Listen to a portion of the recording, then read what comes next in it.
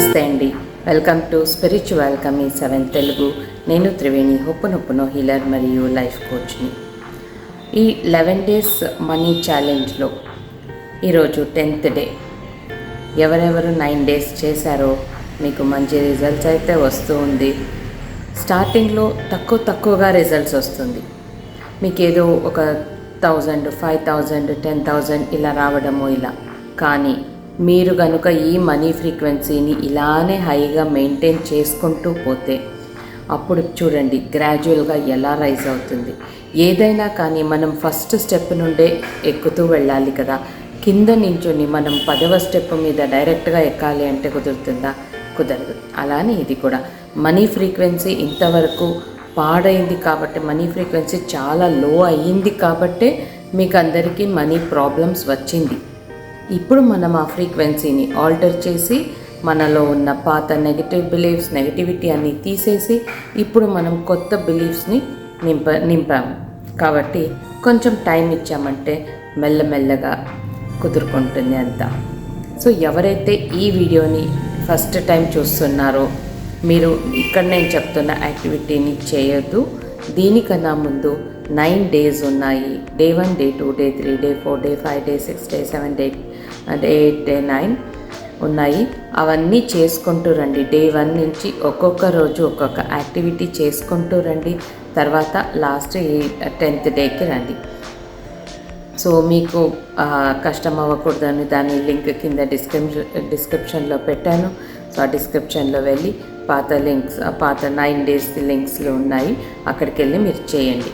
మీకు ఏమైనా ఇంకా డౌట్స్ ఉంటే నా వాట్సాప్లో వచ్చి అడగచ్చు. వాట్సాప్ లింక్ కూడా కింద డిస్క్రిప్షన్లో పెట్టాను. ఇప్పుడు డే 10, 11th డేలో లాస్ట్ బట్ 1 డే, ఈరోజు డే 10. ఈ డే 10 యాక్టివిటీ ఏంటి అంటే, ఇప్పటి వరకు ఈ 9 డేస్లో మీరేమేమి చేశారో, మీలో ఉన్న లిమిటింగ్ బిలీఫ్స్, మనీ గురించిన లిమిటింగ్ బిలీఫ్స్ని తీసేశారు, నెగటివ్ థాట్స్ని తీసేశారు, పాజిటివిటీని ఎక్కువ చేసుకున్నారు, మనీ ఫ్రీక్వెన్సీని ఎక్కువ చేసుకున్నారు కదూ. ఇప్పుడు ఇంతంత చేశాక మీలో మనీ గురించిన కొత్త బిలీఫ్స్ ఏమున్నాయి, కొత్త థాట్స్ ఏమున్నాయి, కొత్త నమ్మకాలు ఏమున్నాయి, కొత్త ఆలోచనలు ఏమున్నాయి, కొత్త యాక్షన్స్, ఫీలింగ్స్ ఏమున్నాయి, మీరు మనీ గురించిన కొత్త యాక్షన్స్ ఏం తీసుకోబోతున్నారు, ఇవి ఇప్పుడు మనకి ఇంపార్టెంట్. ఎందుకంటే పాతది తీసేశాక కొత్తది ఏంటి అని తెలుసుకోవాలి కదా. కాబట్టి మీరు ఆ బుక్లో ఇంతవరకు ఏమేమి రాశారో అందులో మనీ గురించిన మీకు ఉన్న కొత్త ఆలోచనలేంటి, మనీ అంటే ఏంటి, దాని గురించి ఏం ఆలోచిస్తున్నారు కొత్తగా పాజిటివ్గా, దాన్ని రాసుకోండి. తర్వాత మనీ గురించిన నమ్మకాలు, thoughts, beliefs, actions and feelings.